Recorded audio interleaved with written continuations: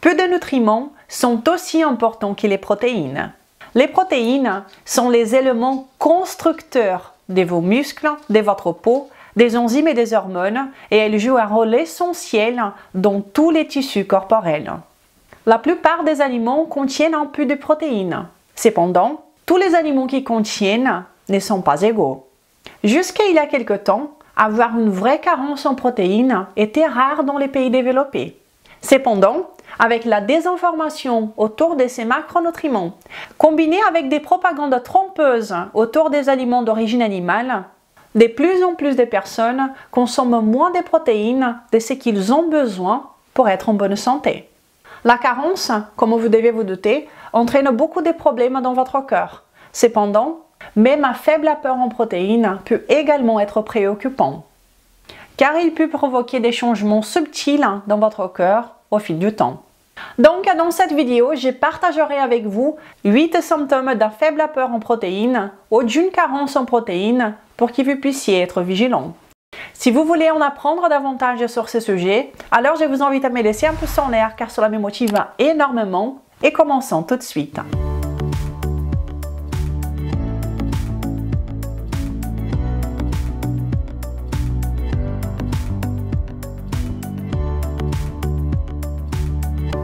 Bonjour à vous, comment allez-vous? J'espère que vous allez bien. Je suis Renata Barcelos, fondatrice de maigridéfinitivement.fr et chercheuse indépendante en sciences nutritionnelles depuis 2015. Je suis ici toutes les semaines pour partager avec vous les meilleures informations concernant la perte de poids, la santé et un style de vie sain, pour vous aider à perdre du poids de façon intelligente et à atteindre vos objectifs de perte de poids. Et tout ce qui est partagé ici est à 100% basé sur la science. Ok, commençons tout de suite. Qu'est-ce qu'une carence en protéines? Une carence en protéines survient lorsque votre apport est insuffisant pour répondre aux besoins de votre corps. On estime qu'un milliard de personnes dans le monde souffrent d'un apport en protéines insuffisant. Le problème est particulièrement grave en Afrique centrale et en Asie du Sud, où jusqu'à 30% des enfants reçoivent trop peu de protéines dans leur alimentation. Cependant, certaines personnes dans des pays développés sont aussi à risque. Cela inclut les personnes qui suivent un régime alimentaire déséquilibré, ainsi que les personnes âgées en maison de retraite et les patients hospitalisés. Bien que la vraie carence en protéines soit rare dans les pays développés, certaines personnes obtiennent des quantités très faibles de protéines dans leur régime alimentaire, comme je vous disais au début de cette vidéo. Un apport trop faible en protéines peut entraîner des changements dans la composition corporelle qui se développent sur une longue période, comme la perte musculaire. Et la forme la plus sévère des carences en protéines est connue sous le nom de kwashiorkor. Elle survient le plus souvent chez les enfants des pays en développement, où la famine et les régimes alimentaires déséquilibrés sont courants. La carence en protéines peut affecter presque tous les aspects du fonctionnement corporel. Et en conséquence, elle est associée à de nombreux symptômes. Et certains de ces symptômes peuvent commencer à se manifester même lorsque la carence en protéines est assez faible. Et les premiers d'entre eux sont les œdèmes. L'œdème, caractérisé par une peau gonflée et bouffie, est un symptôme classique du kwashiorkor. Les scientifiques pensent qu'il est causé par des faibles niveaux d'albumine séricumène, qui est la protéine la plus abondante dans la partie liquide du sang ou du plasma sanguin. Une carence en protéines peut entraîner une accumulation des liquides dans la cavité abdominale. Un ventre gonflé en est un signe caractéristique. Mais gardez à l'esprit que l'œdème est un symptôme d'une carence sévère en protéines, chose qui est rare dans les pays développés. 2. Le stéatose hépatique. Dans les pays peu développés, où l'ingestion des protéines est insuffisante et que les carences sont plus importantes, cela est étroitement lié au développement de l'estéatose hépatique non alcoolique. Non traitée, la condition peut évoluer vers une maladie du foie gras, causant une inflammation, une cicatrisation du foie et potentiellement une insuffisance hépatique. Le foie gras est une condition courante chez les personnes obèses, ainsi que chez celles qui consomment beaucoup d'alcool. La raison pour laquelle cela se produit en présence d'une carence de protéines n'est pas très claire, mais des études suggèrent qu'une synthèse altérée des protéines transportant les graisses, appelée lipoprotéines, peut contribuer à cette condition. 3. Problèmes des peaux, des cheveux et d'ongles. Les aminoacides essentiels ainsi que les micronutriments qui sont présents dans les sources des protéines, principalement celles d'origine animale, sont essentiels également pour la peau, les cheveux et les ongles. 4. Perte des masses musculaires. Vos muscles sont les plus grands réservoirs des protéines de votre corps. Lorsque les protéines alimentaires sont en faible quantité, le corps a tendance à prendre les protéines des muscles squelettiques pour préserver des tissus et des fonctions corporelles plus importantes. Par conséquent, le manque de protéines favorise la perte musculaire. Mais même une insuffisance modérée en protéines peut déjà entraîner une perte musculaire, surtout chez les personnes âgées. Une étude menée sur des hommes et des femmes âgés a constaté que la perte musculaire était plus importante chez ceux qui consommaient le plus faible quantité de protéines. Cela a été confirmé par d'autres études qui montrent qu'un apport accru en protéines peut ralentir la dégénérescence musculaire liée à l'âge. 5. Risque accru des fractures osseuses. Les muscles ne sont pas les seuls tissus affectés par une faible consommation des protéines. Vos os sont également à risque. Une consommation insuffisante de protéines peut affaiblir vos os et augmenter le risque de fractures. Une étude menée chez les femmes ménopausées a trouvé qu'une consommation plus élevée de protéines était associée à un risque plus faible de fractures de la hanche. Une consommation plus élevée était liée à une réduction du risque de 69% et les protéines d'origine animale semblaient offrir le plus grand bénéfice. Une autre étude chez les femmes ménopausées ayant récemment eu une fracture de la hanche a montré que la prise de 20 grammes de suppléments de protéines par jour pendant 6 mois ralentissait la perte osseuse de 2,3%. Mais avant de continuer, si vous êtes en train d'apprécier cette vidéo, je vous invite à me laisser un pouce en l'air. Je vous invite également à vous abonner sur cette chaîne maintenant et à bien cliquer sur la petite cloche pour que vous soyez prévenus à chaque fois qu'une nouvelle vidéo est disponible ici. Je suis ici toutes les semaines pour vous aider du mieux que je peux à atteindre vos objectifs. Je vous invite également à télécharger le guide gratuit du débutant pour m'aider définitivement et à me suivre sur Instagram. 6. Croissance retardée chez les enfants. Les protéines ne contribuent pas seulement à garder votre masse osseuse et vos muscles. Elles sont également essentielles pour la croissance du corps.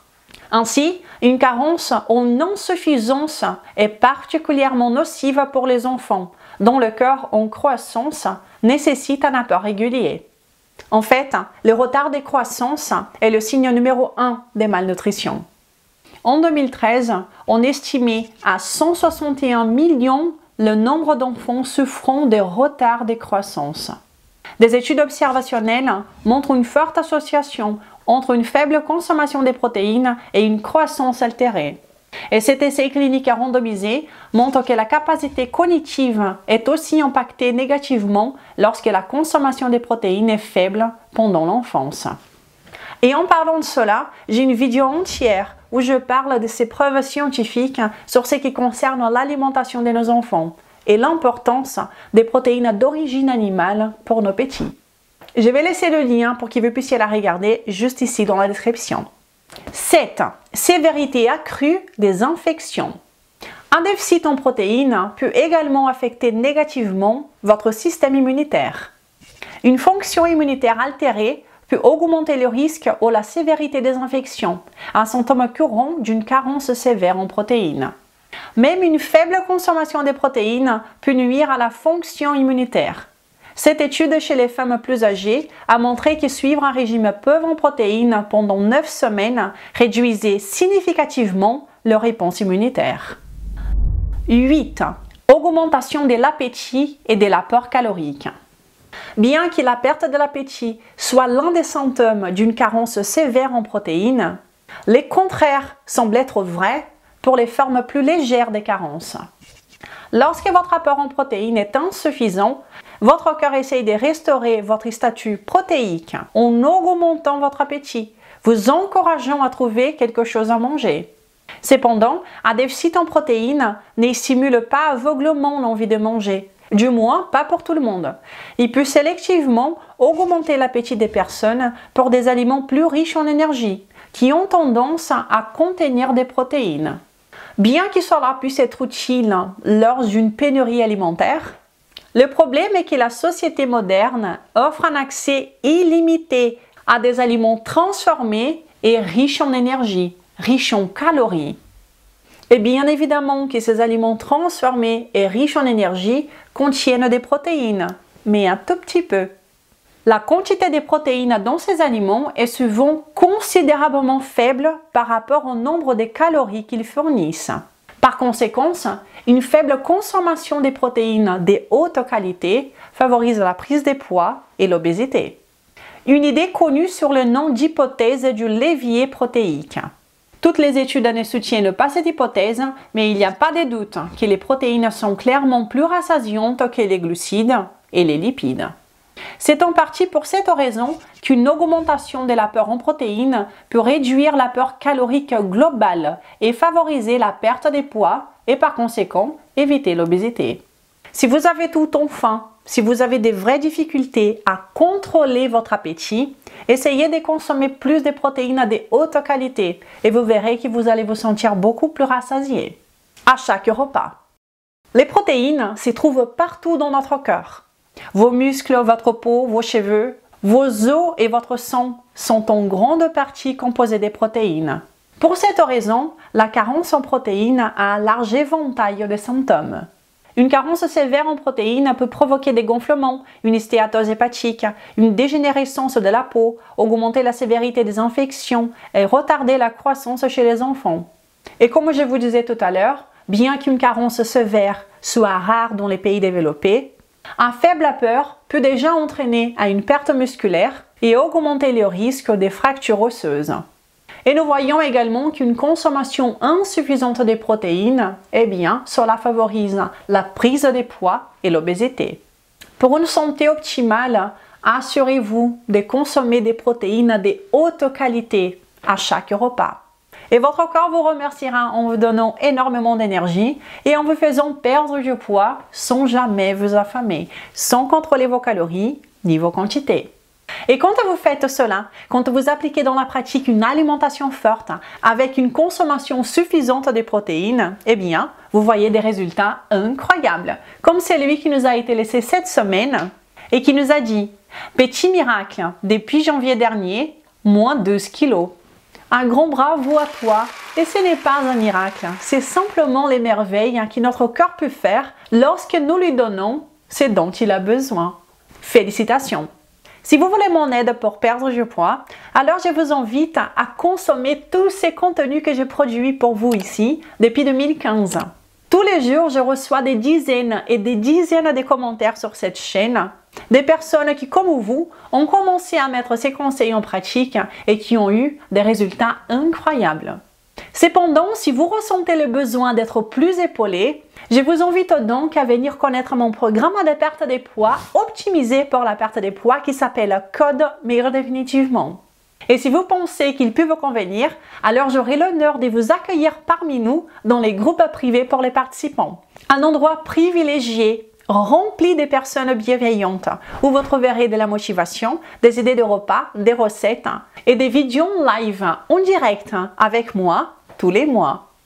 Et alors vous, est-ce que vous consommez assez de protéines dans votre alimentation? Est-ce que vous vous êtes identifié parmi les symptômes que j'ai partagés ici aujourd'hui?